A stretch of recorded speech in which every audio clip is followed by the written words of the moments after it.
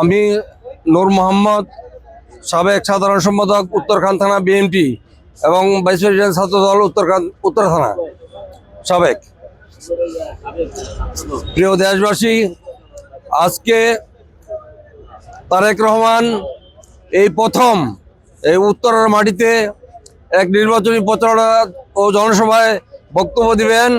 আপনারা দলে দলে এই জনসভায় যোগদান করবেন এবং আগামী নির্বাচনে জনাব এস এম জাহাঙ্গীরকে ধানের শীষে বিপুল ভোটে এই আসন থেকে বিজয়ী করবেন।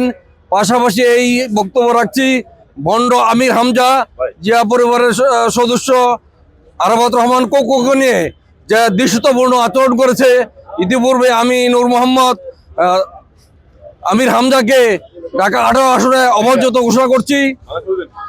সকলে ধানের শীষের পক্ষে কাজ করবেন এবং তারেক রহমানকে আজকে জনসভায় আপনারা যোগ দিবেন, যোগ দিয়ে জনসভা সাফল্যমণ্ডিত করবেন এবং নির্বাচনে আপনারা সকলে ধানের শীষের প্রতিনিধি হয়ে এস এম জাহাঙ্গীরের পক্ষে ঘরে ঘরে যাবেন এবং জনগণের কাছে একটি করে ভোট উন্নয়নের জন্য চাইবেন এবং আগামী দিনের উন্নয়ন নিশ্চিত করবেন। যেমনি করে বিগত বিএনপি সরকার আমলে ঢাকা 18কে আমরা সাজিয়েছিলাম, তেমনি করে আবার পুনরায় আমরা এই আসনকে উন্নয়নের জোয়ারে জনগণের সুবিধা নিশ্চিত করব। প্রিয় দেশবাসী, ধানের শীষ একমাত্র বাংলাদেশের গণতন্ত্রের প্রতীক।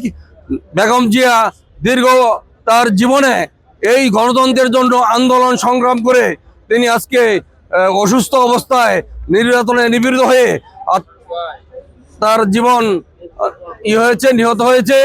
আমরা তার রুহের মাগফিরাত কামনা করছি এবং তার জানা যায় যে কোটি কোটি লোকের হয়েছে।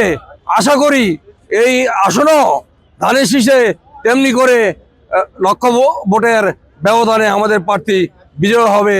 জয় হোক ধানের শীষের, জয় হোক দেশের মানুষের। খোদা হাফেজ। বাংলাদেশ জিন্দাবাদ।